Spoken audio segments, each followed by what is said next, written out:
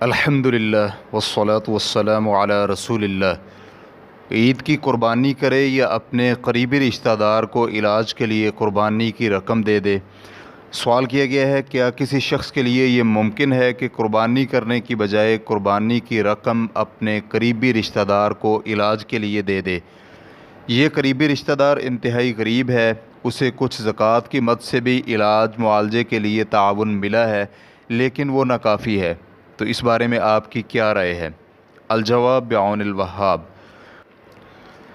اصولی طور پر قربانی کی رقم صدقہ کرنے سے قربانی کرنا افضل ہے، کیونکہ قربانی کرنے سے جانور ذبح کر کے اس کا گوشت صدقہ کیا جاتا ہے اور اس سے قرب الہی تلاش کیا جاتا ہے۔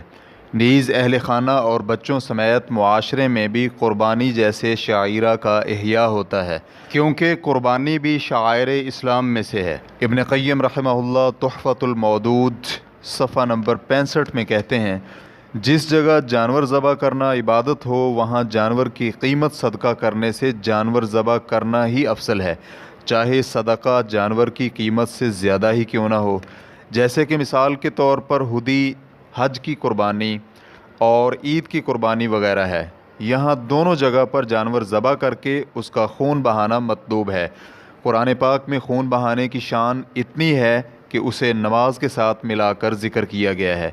اللہ رب العزت کا فرمان ہے، فَصَلِّ لِرَبِّكَ وَانْحَرْ، پس اپنے رب کے لیے نماز پڑھ اور قربانی کر۔ سورۃ الکوثر آیت نمبر 2۔ اسی طرح ایک اور مقام پر فرمایا، قُلْ إِنَّ صَلَاتِي وَنُسُكِي وَمَحْيَايَ وَمَمَاتِي لِلَّهِ رَبِّ الْعَالَمِينَ، آپ کہہ دیجئے میری نماز، میری قربانی، میرا جینا، میرا مرنا اللہ کے لیے ہے جو تمام جہانوں کو پالنے والا ہے۔ سورۃ الانعام آیت نمبر 162۔ ویسے بھی تمام سابقہ امتوں میں نماز اور قربانی کا ایسا تصور موجود تھا جس کا متبادل کوئی چیز نہیں بن سکتی۔ یہی وجہ ہے کہ اگر کوئی شخص حج تمتع اور قران کے وقت قربانی نہ کرے بلکہ اس سے کئی گنا زیادہ رقم صدقہ کر دے تو قربانی کا متبادل نہیں ہو سکتا، اور یہی حال عید پر کی جانے والی قربانی کا ہے۔ اسی طرح دائمی فتویٰ کمیٹی کے علماء کرام کا کہنا ہے کہ مسلمان کا اپنی جانب سے اور اپنے زندہ اہل خانہ کی جانب سے قربانی کرنا صاحب استطاعت کے لیے سنت مؤکدہ ہے، اس لیے قربانی ذبح کرنا قربانی کی قیمت صدقہ کرنے سے افضل ہے۔ ریفرنس کے لیے دیکھیے فتاوی اللجنۃ الدائمہ جلد نمبر 11 صفحہ نمبر 419۔ چونکہ قربانی سنت مؤکدہ ہے، اس لیے اگر یہ رشتہ دار بیمار ہے اور اسے علاج و معالجے اور ادویات کی اشد ضرورت ہے تو اس کی بیماری کے لیے عطیہ دینا اور اس کے علاج کے لیے تعاون کی کوشش کرنا قربانی کرنے سے افضل ہے، اور اگر مرض کی نوعیت شدید قسم کی ہو اور اس کی اعانت کرنے والا رشتہ دار یا دوست احباب کوئی نہ ہو تو پھر ان کی مدد کرنا لازمی ہو جائے گا۔ مصنف عبد الرزاق حدیث نمبر 8156 میں عمران بن مسلم سوید بن غفلہ سے بیان کرتے ہیں کہ انہوں نے بلال رضی اللہ عنہ کو کہتے ہوئے سنا، اگر میں عید کی قربانی کی رقم کسی یتیم پر خرچ کروں یا خاکسار غریب کو دوں تو یہ میرے نزدیک قربانی کرنے سے زیادہ محبوب ہے۔